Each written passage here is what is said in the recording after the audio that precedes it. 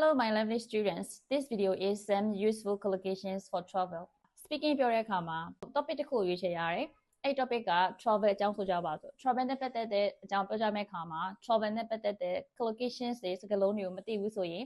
ဘာပြောမှမသိဖြစ်တတ်တယ်ပေါ့နော်။အဲ့တော့ချက်ဒီ video လေးမှာ travel နဲ့ပတ်သက်တဲ့ collocations လေးအနည်းငယ်ကို share လုပ်ပေးထားပါတယ်။ဒီစိတ်ဝင်စားရင်ဆက်ကြည့်ပေးမယ်နော်။ Okay, let's get started. Have you made your travel arrangement for your trip? Or are you searching for a travel agent to arrange everything for you?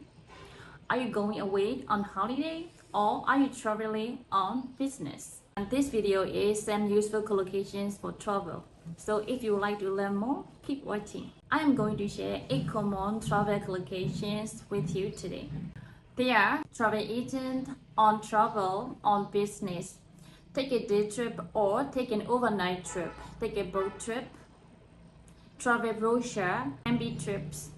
a return journey. Travel agent ပေါ့နော် travel agent ဆိုတာက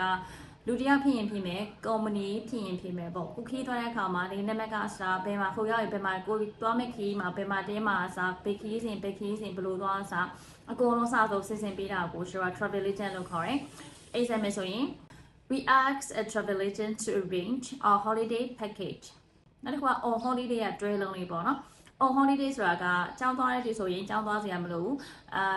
အလုပ်လုပ်တဲ့ဆိုလဲအလုပ်သွားစရာမလိုဘဲနဲ့အားလည်းရနေတာကိုခေါ်တယ်ခရီးသွားတဲ့ခါကျရင်တော့ကျွန်တော် travel နဲ့ going away နဲ့တောင်းတယ်အိမ်မှာနေရင်းနဲ့လည်း holiday ယူလို့ရတယ်ပေါ့နော်အတိအကျတော့ကျွန်တော်ခရီးသွားမှလားဒါမှမဟုတ်လည်းအိမ်မှာပဲ relax ဖြစ်နေမှာလားဆိုတော့ on holiday လို့တောင်းတယ်ဒါပေမဲ့များသောအားဖြင့်တော့ခရီးသွားတဲ့ခါမှာပို့ပြီးတော့အသုံးများရပေါ့နော်အဲ့ဒါမှကြည့်ကြမယ်နော် She's on holiday in Thailand right now မကအခုအားလည်းရနဲ့ထိုင်းမှာရောက်နေတယ်ပေါ့နော်နောက်တစ်ခုက on business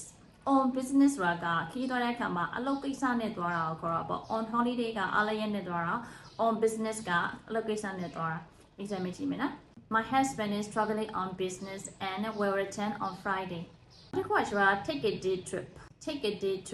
take a day trip ဆိုတာကမနေ့တော့ညနေပြန်လာညမအိပ်ဘူးပေါ့နော်အဲ့ဒါကိုကျွန်တော်နေရင်းပြန်လို့ခေါ်မှာပေါ့နေရင်းပြန်ခီးဆိုရင် take a day trip လို့ခေါ်တယ် exam က we took a day trip to the mountains နောက်တစ်ခုက take a boat trip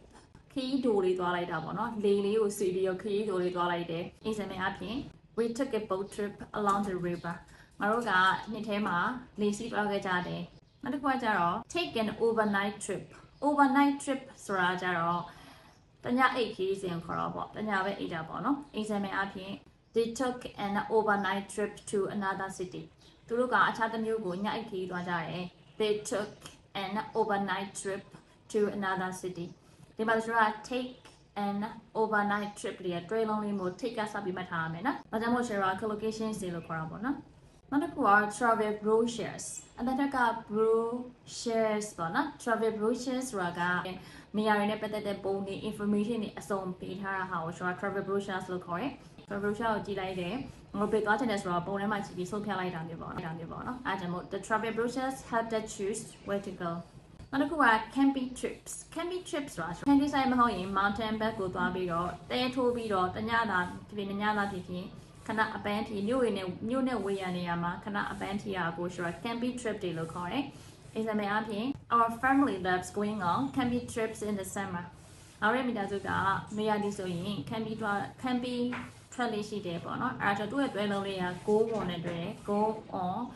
a camping trip လေးရမယ် go on camping trips လေးရတယ်ပေါ့နော်နောက်တစ်ခုက a return journey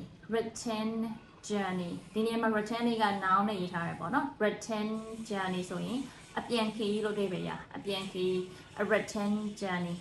exam ကကြတော့ the return journey is tiring because of the traffic အဲ့တော့ချိန်လေးပြောတဲ့စလုံးလေးက travel agent, on holiday, on business, take a day trip, take a boat trip or take an overnight trip, travel brochures, camping trips, a return journey